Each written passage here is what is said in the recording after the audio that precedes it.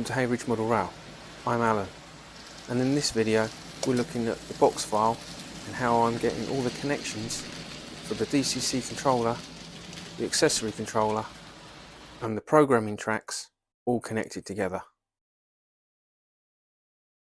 Welcome back. So I've been to B&Q and I've got some 6mm MDF which I've had cut into 39mm strips, 4 of, and then a larger section there which will sit inside the box file and rest on top of the 39mm sections, creating a false floor. The offcut I'm going to use because I need to make a base plate to mount the Hornby DCC controller on. So let me just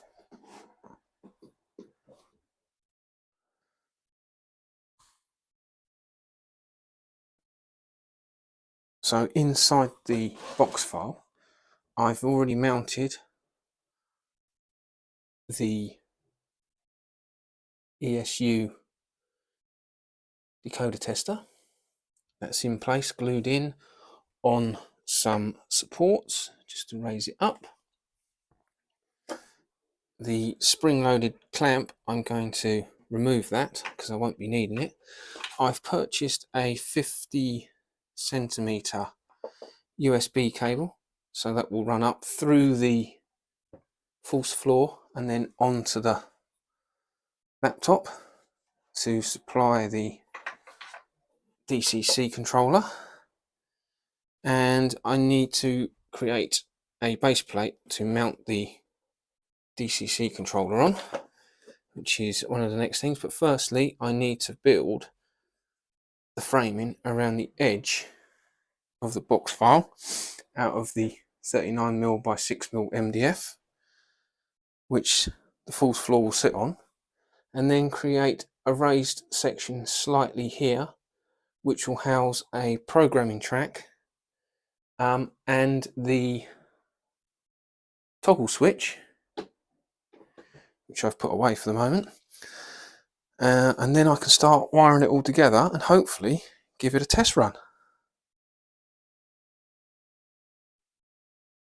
I've created the framework going around the edge of the box file now, and the 2 long sides I've super glued to the box file just to make sure they pull in tight. And I've created this area which I will raise this section up so that when it's got cork and track, it will sit just below the 39mm lip. That will be my programming track, and I'll hopefully be able to use it to take some pictures of locomotives to use on the PC. So that's what that's for. And then at the front of this, because this section will be raised, this will work as a support for it, and also the false floor above it. But also I'm going to put the toggle switch in here, which will allow me to switch between the main and the programming track on the controller, going to supply power to the track on here and the ESU decoder tester. So next jobs are to cut a base to rise this on so that it can be screwed in, and also get a bit of track and some cork so that I can get my levels for that.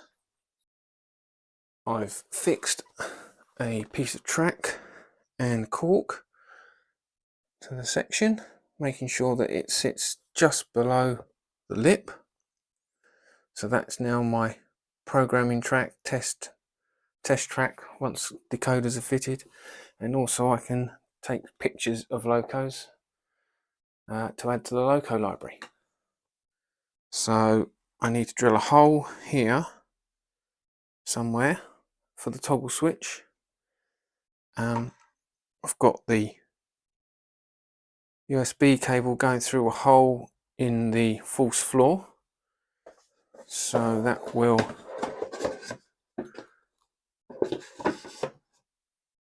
sit like that.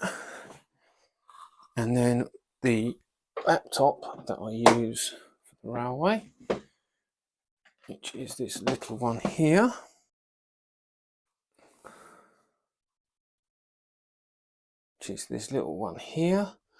and USB cable comes through and simply plugs in.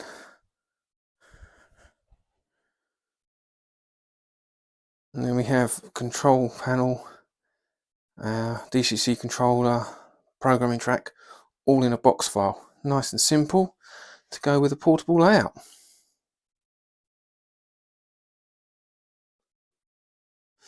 I've been busy working on the box file, and I've made up a DC barrel jack and socket so that the Hornby E-Link controller can be connected.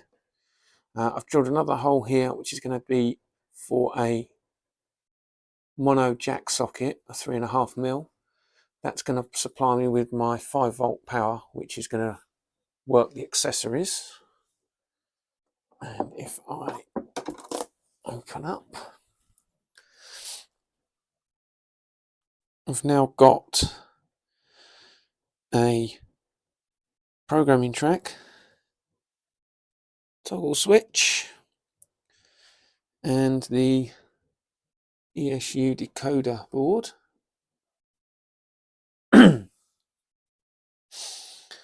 Everything's connected up with ferrules, and all the cables run nice and neatly. So I've got a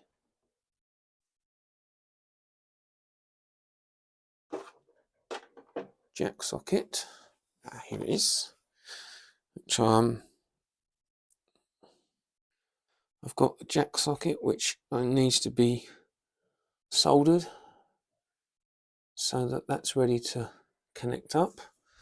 That will go into here, and that will be the two powers. That will be the two power connections that I need for all the controllers and accessories.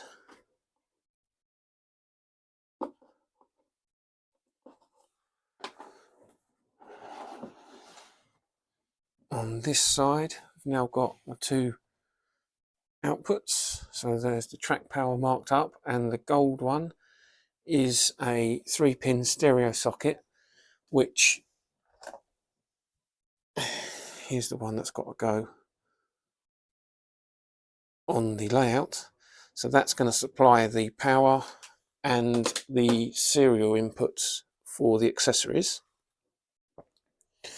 So that's my next job, and then I'm going to be building a circuit board here, which is going to help with controlling the accessories. And I'm going to be repurposing the keypad that I've got on the layout in the attic, and that's going to be fitted into the false bottom where the laptop sits. So it's going to be in here. I'm going to create a bezel that it can sit in, so it's slightly raised. That's going to be made up, and then all the control system will be in this box file. So here's the hole drilled for the accessory cable to be connected up, and I'm going to be getting some of the 3-way knuckle connectors. Grab one of them, that's going to be screwed to the board, and then this can be connected up.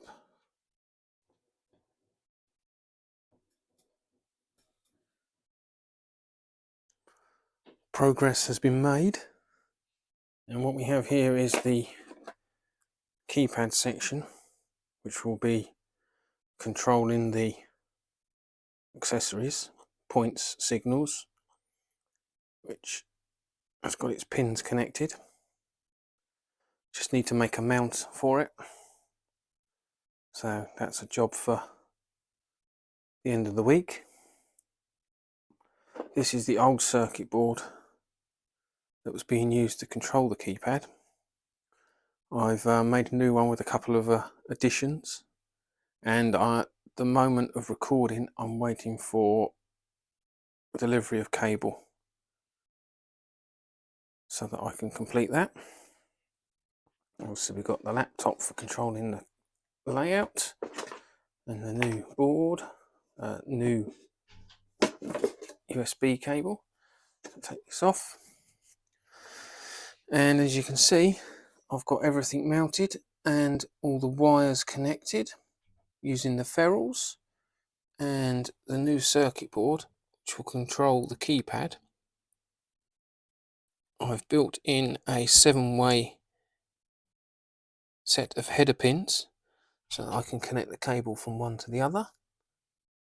Obviously the chip needs to go in. I'm going to make a few adjustments when I find the program for it. We've obviously got at the top here, that is the power that goes to the accessories and the network. This one here is the power into the board, which comes in from the back from a jack plug, and these two sets of headers here are the addition, and that's going to be for two sets or two LEDs, which is going to indicate information when the keypad is in use. So it will tell you what colour the signal's set to, which way a point is set, and whether or not it's in programming mode. So I've got a few updates to do on the coding, and that's where we're at. So it's all good, it's all coming along. The box file's getting rather heavy now, but I'm pleased with everything and the way it's going, and hopefully we'll be able to give some of it, if not all of it, a bit of a run on the full layout. Thanks for watching. Don't forget to like and subscribe, and I'll see you next time.